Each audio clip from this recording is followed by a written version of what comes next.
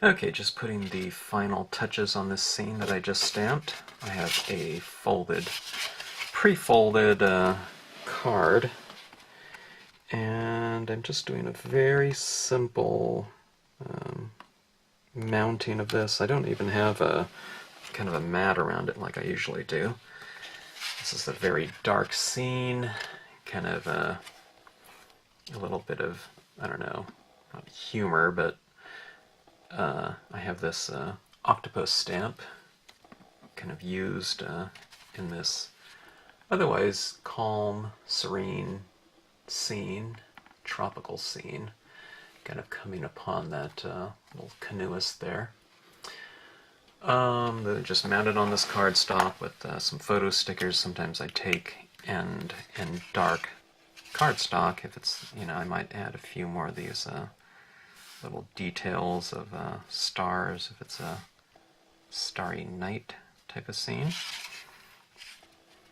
But this scene right here was kind of more of an experiment to test out these little cosmetic sponges here. I had this really old pack that I came across in my art supplies, and I was cleaning out some drawers, and I thought, okay, I should try those out. I picked those up a long time ago, and a lot of people use those back in the day. Probably still do, I guess, but I haven't heard people talking about it in years. Maybe it's just because it's a known thing, but back in the day there were so few kind of accessories for the stamper.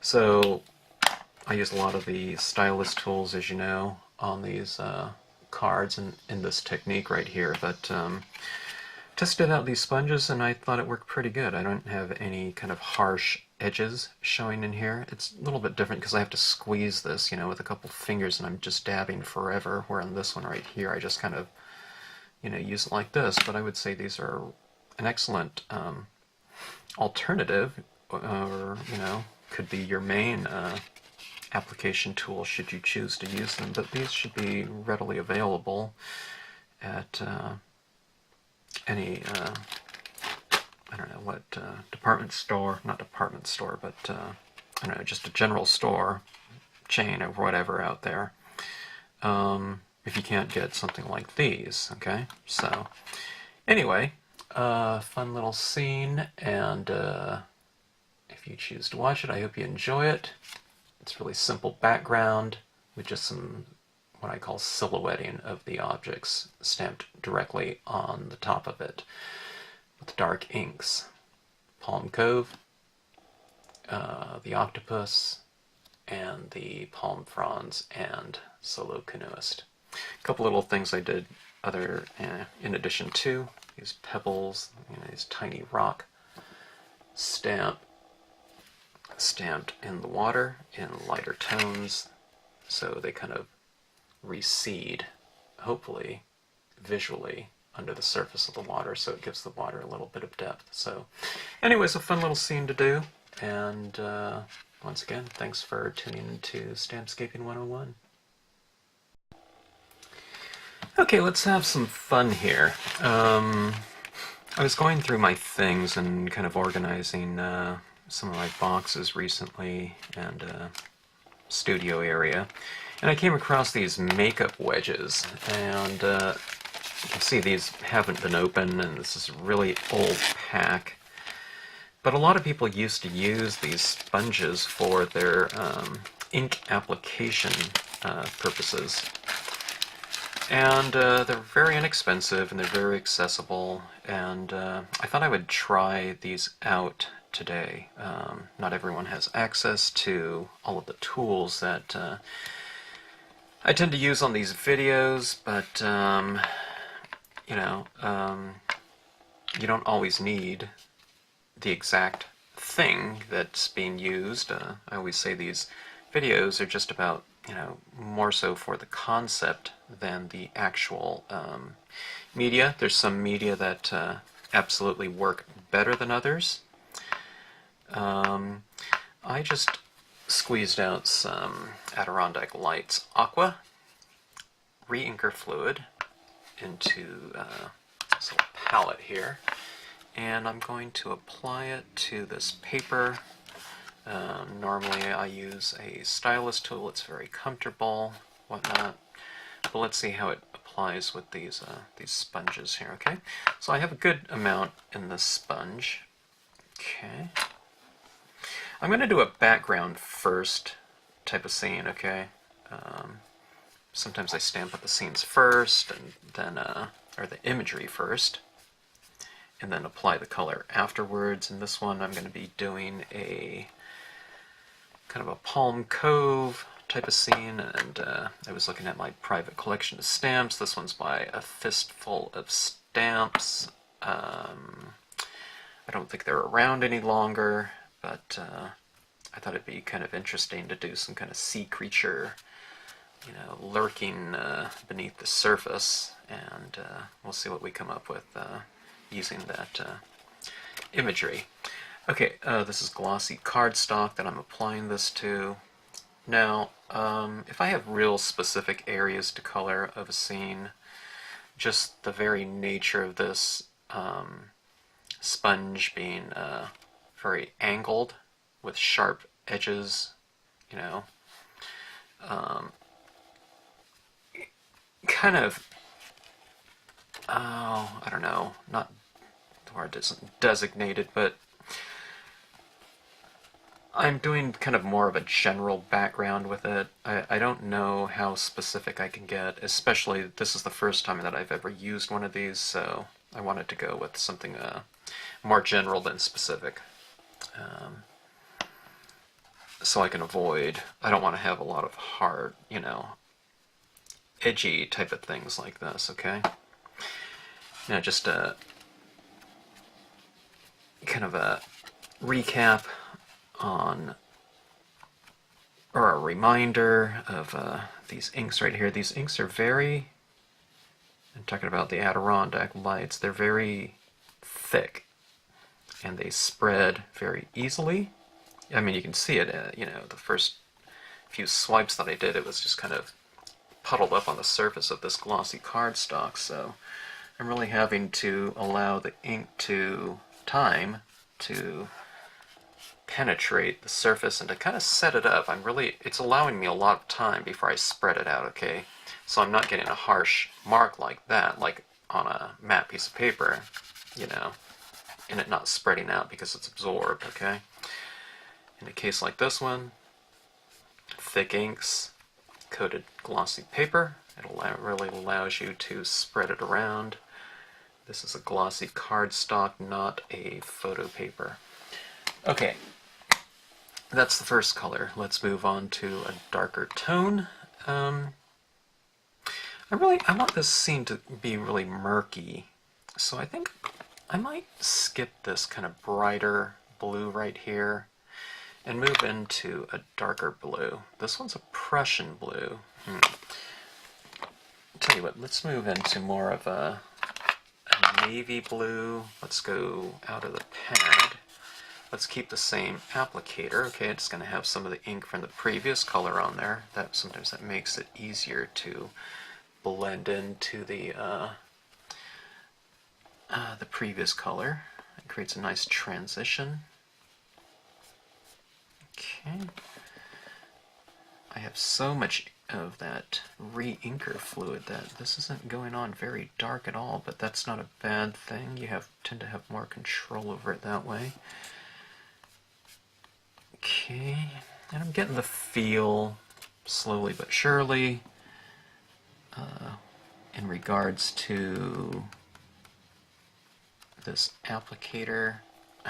I can tell now I'm kind of holding it tighter and I'm pressing down on the cardstock a little bit harder.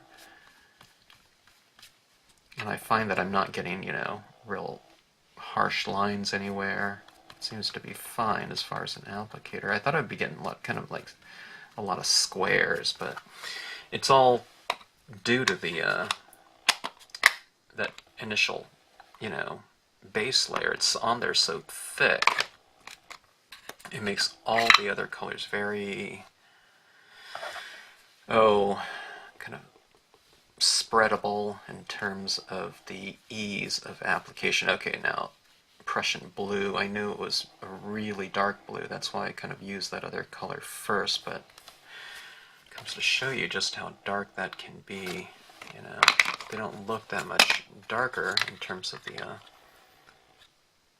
you know, the color coding cases, but a little bit darker, but in terms of application, a lot darker, okay? It's spreading around nicely. Okay, now, at this point in time, I mean, this is really dark, but I'm going to retain some of the light areas of the background, okay? So in other words, I'm not going to just make everything the same uniform value. Okay, I want to have some areas represent reflected light in the scene.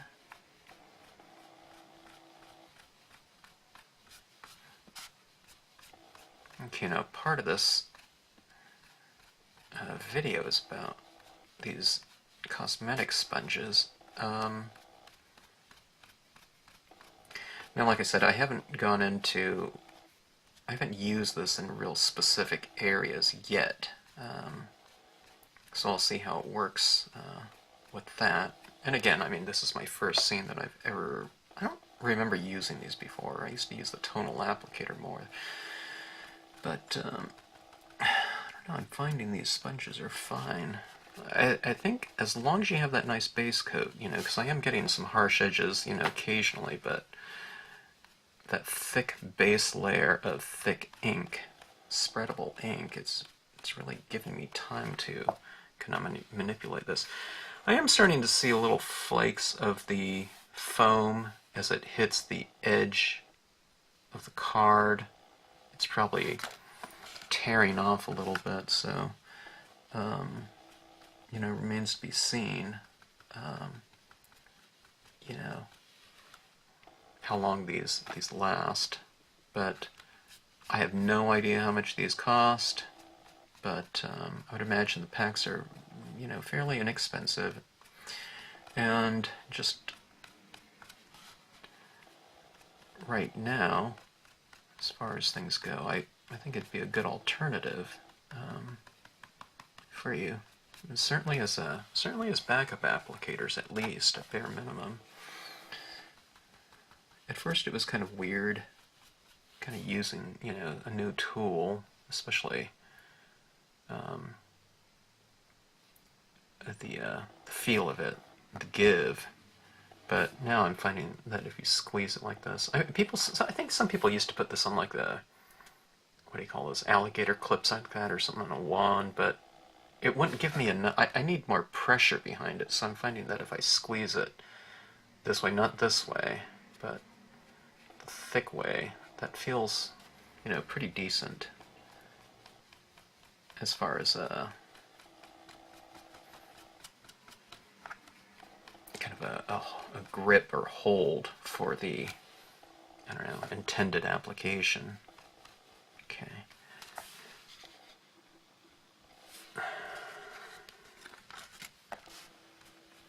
Okay, I'm really hitting the four corners. I like those to be really nice and dark to frame the composition. In this case, it's a background off really well. Okay, now I'm getting more little, you know, kind of bits flaking off, like I said. Okay. But, I don't know. This one came with 32 wedges. I don't know if that's how it always comes.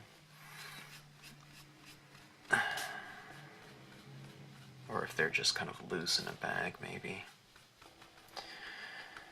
Okay, that is the Prussian Blue.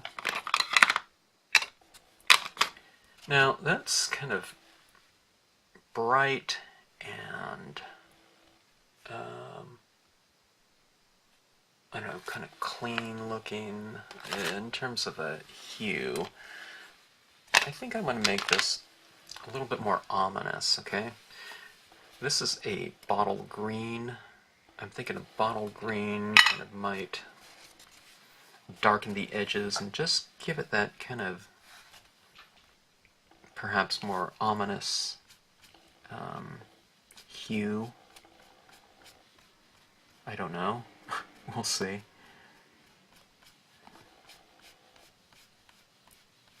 Okay, just slowly applying it.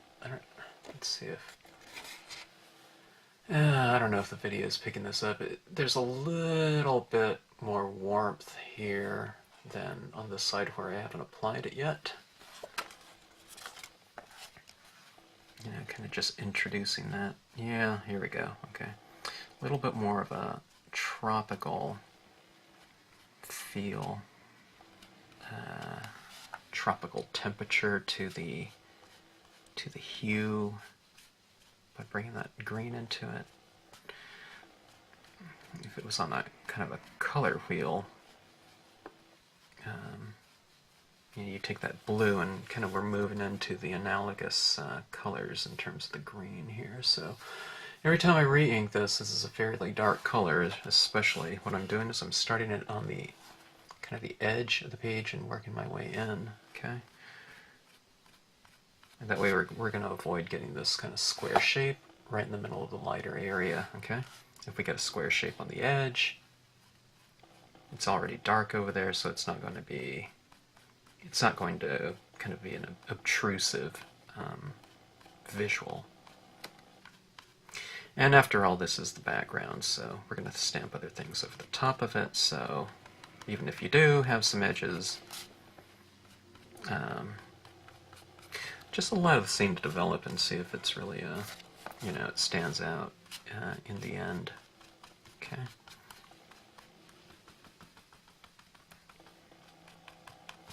Okay. Not bad. Okay.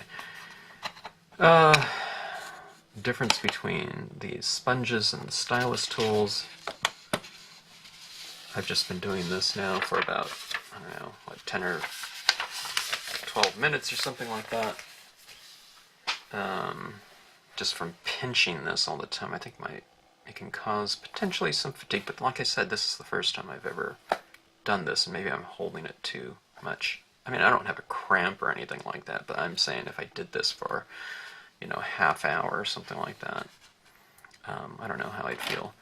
These are a little bit more comfortable, probably, but like I said, certainly not a bad alternative by any means. It went on very smoothly, and I don't know, it really didn't have any issues with the edges here. But let's see how it goes. Okay.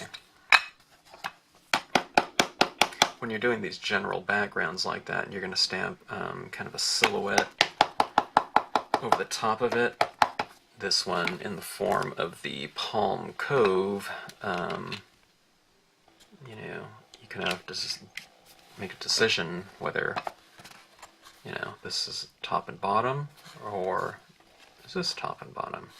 When it comes to a scene like this, there'll be some kind of glow up in the sky and some kind of, you know, glowing water down below. In this scene, where I want that, I don't want that octopus to stand out too much, but I don't want it to be completely in the dark, so I think I'm going to choose this larger lit area as my base.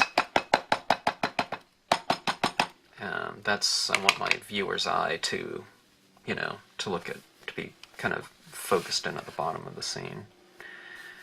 Alright, I'm going to stamp this a little bit higher in the composition. Maybe we'll go about like so.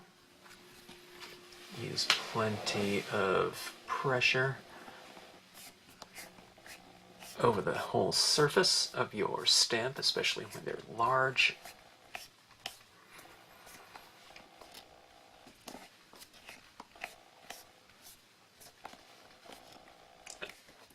I hold this down longer than maybe I normally would,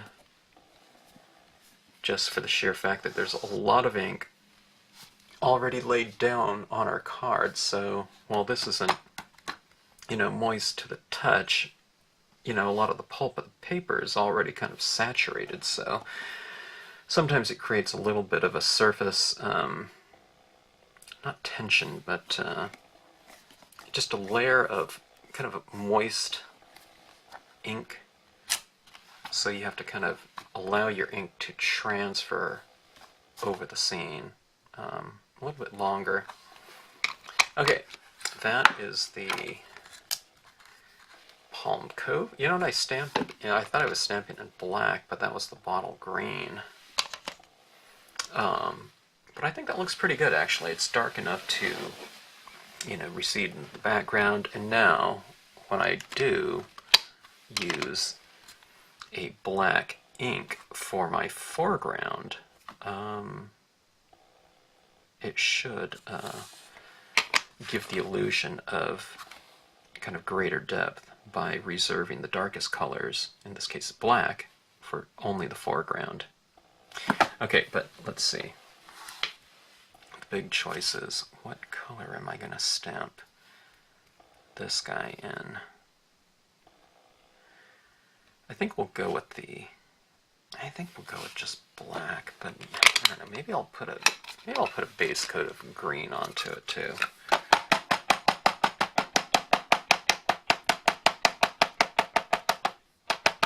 So it's kind of a greenish black. Okay.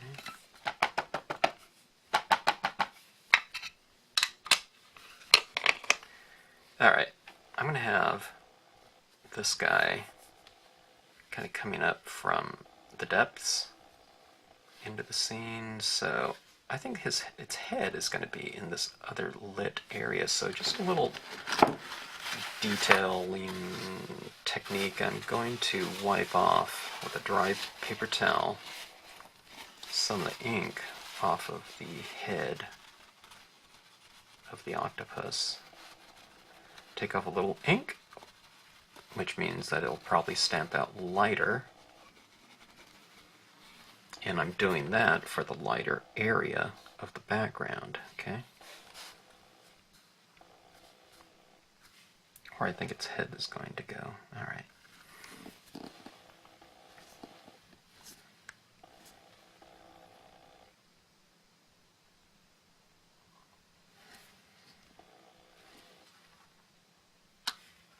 Okay. You can see the change in hue. I put a little bit more black down at the base, and then you can see where I've removed some of that ink up there. So it's lighter and then darker, because it's lighter and darker in the background. Alright. And again, that's the octopus from a Fistful of Stamps. Okay, now, okay, I was going to put on some more background first. Yeah, let's do that right now. I'm going to stamp some foreground in here in the form of these palm frond here, but if I did that now, and then added more color after, it would blur this, because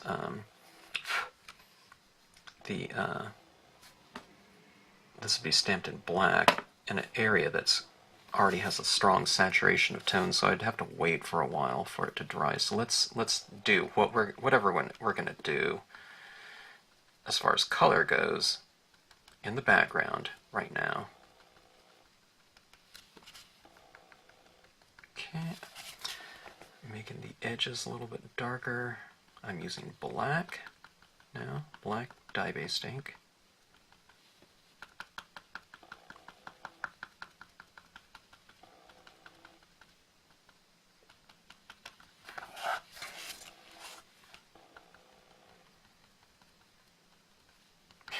It's so dark in the background already, it's kind of hard to tell, even for me, sitting right here, you know, if this is doing anything. And it is. It's just already fairly dark, so the changes come,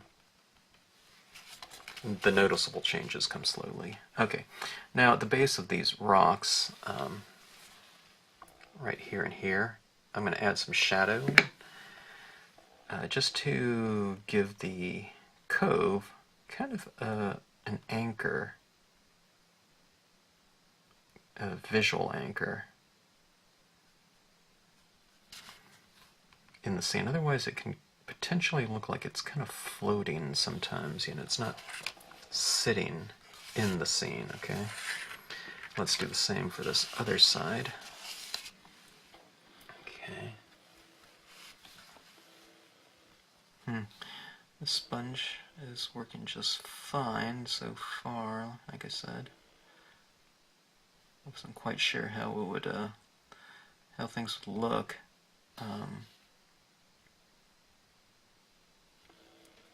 In terms of the blending of the darkest tones. The blending of the darkest tones are the ones that are potentially a little bit more precarious, because you don't want to have, you know, a big dark-shaped, you know, obtrusive mark, you know, somewhere where you don't want it. But, and especially if it's really angular with these, you know, harsh edges. But I don't know. It seems to be fine to me.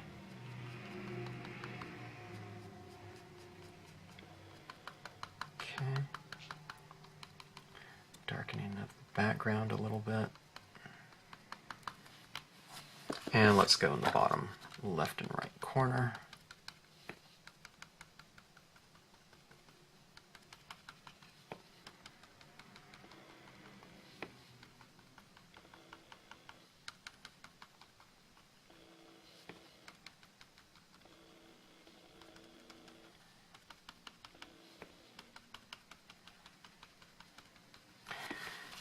It's kind of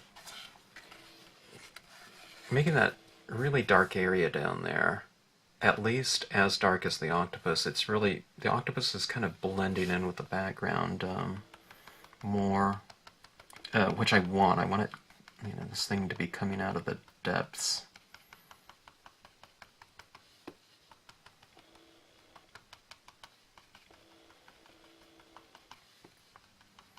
So let's kind of let's add a lot of this black to the base of the scene.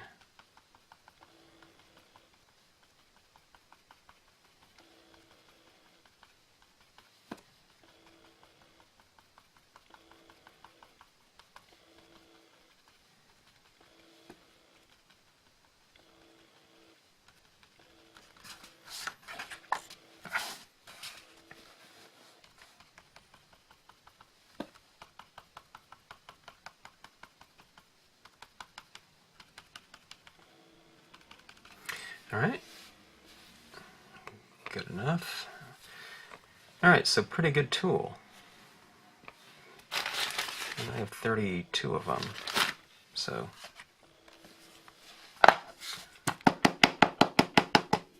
whether or not I'll use them, I don't know, since I have the stylus tools. My black pad needs re-inking. This is the Frond large. Basically, this is creating another shoreline, and we as the viewers are looking out into the this lagoon here, and we can see this scene as it unfolds. I'll show you what I'm going to add next in terms of subject matter.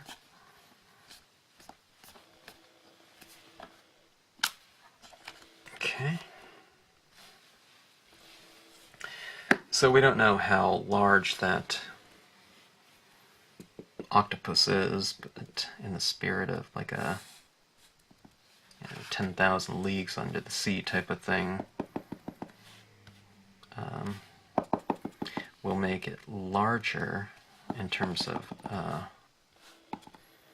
reference point by putting a person next to it, okay? And I'll make it where person is probably unaware of what lurks beneath, because I'll put the little canoeist kind of in front of it. So, and also it's dark. And that was Solo Canoeist.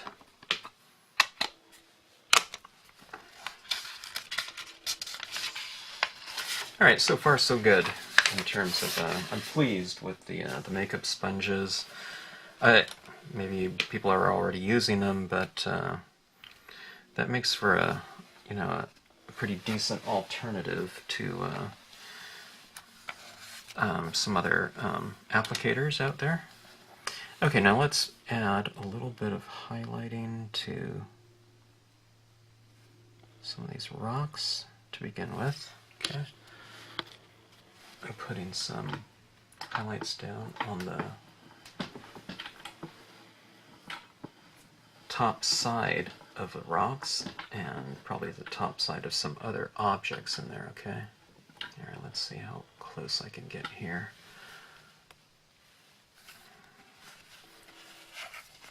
Okay, now this is a fairly dark scene, so I'm going to stay out of these darker areas for the most part. There might be a dot or two.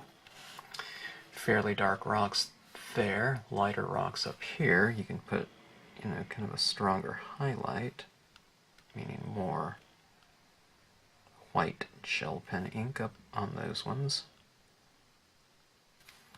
because it stands to reason that they would be lighter, more lit than the darker areas. Okay. Alright, so that kind of brings those rocks to life a little bit and gives them dimension. Okay. Alright, let's give the surface of our water a little bit more character. This is a Pilot Shoes. Let me try, I think this one's the same thing. This one I gotta get flowing again a little bit more.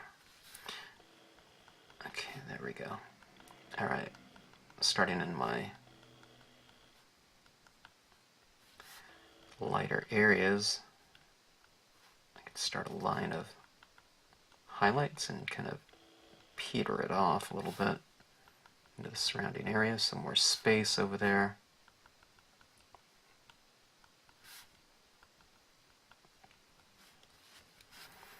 And let's put just a few over the top of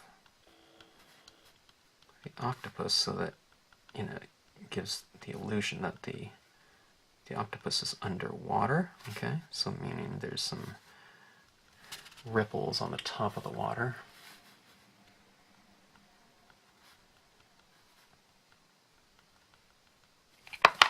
So hopefully it makes it look like that octopus is coming from underneath, by having these highlights kind of like that. Okay, there's the, here we go. There's the highlights on the top sides of some rocks. Same over here. Just a little dot or two will do it.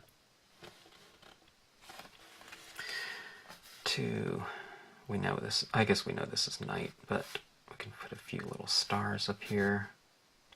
Kind of, when you're doing stars, kind of group them, like that. Spread them out a little bit, make them a little bit more random. I think that kind of looks better than laying them down too symmetrically, an eighth of an inch from, apart from each other or something like that. Okay. 2 or 3 here and there. Add a larger one once in a while. Okay.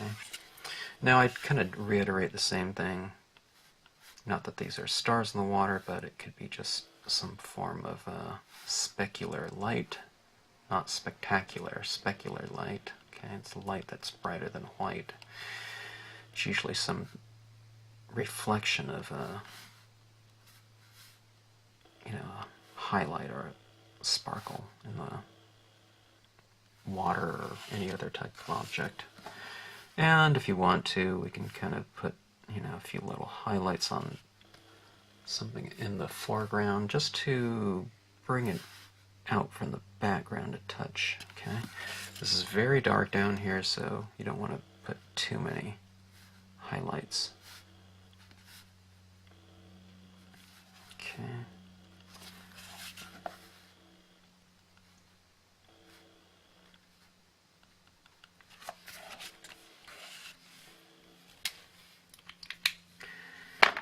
We can see this squid under the water there.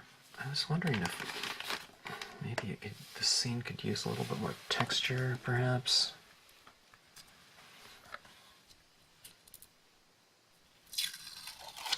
Here's my tack and peel applied material. So tack and peel, it's a sticky material and allows you to do temporary mounting of non-cling foam mounted rubber dies. Okay, so it won't come off. Anyways, what I'm going to do with this, let's do this in the blue. I don't want these rocks to be dark. Okay, I want them to be kind of lighter, even though this is a fairly dark blue.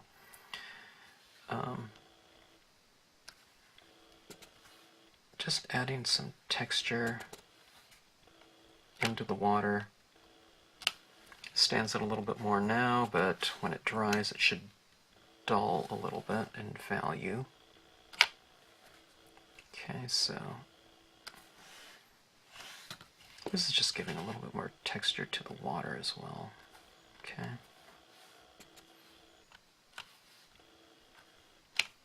I think that looks better to me, just having that little texture in there. It kind of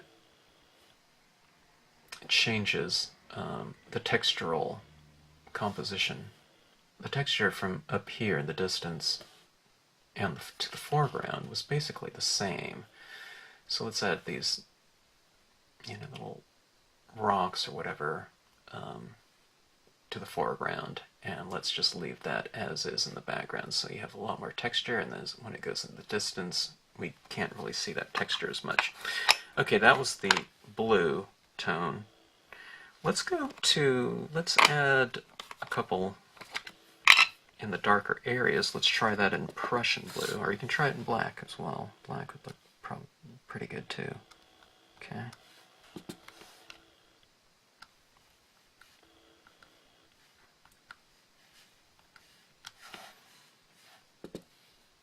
So I'm adding the darker ones in the darker areas. Okay, that looks pretty good to me. It just seems more complete, I think. Like that. Alright. So, kind of a moonlit night. An ideal moonlit night. For a canoe out on the lagoon. If it weren't for the Leviathan or whatnot, that might attack at any moment. So, anyways, makeup sponges work pretty good. I'd recommend them as an alternative, or, I don't know, could be a primary applicator. I haven't used it on matte paper, so I don't know how it would go on a matte paper, but as far as the glossy card technique, I'd say that it works perfectly fine. I can't really see any harsh edges, and I didn't really encounter them either. But make your life easy, if you do this technique, make your life easy and go with a good, strong base coat of some kind of light, valued, thick ink, and you'll be good to go. Okay, anyways, thank you for watching. Can't think of a name for this, I'll think of it later. Thanks for watching the card, and hope you enjoyed it.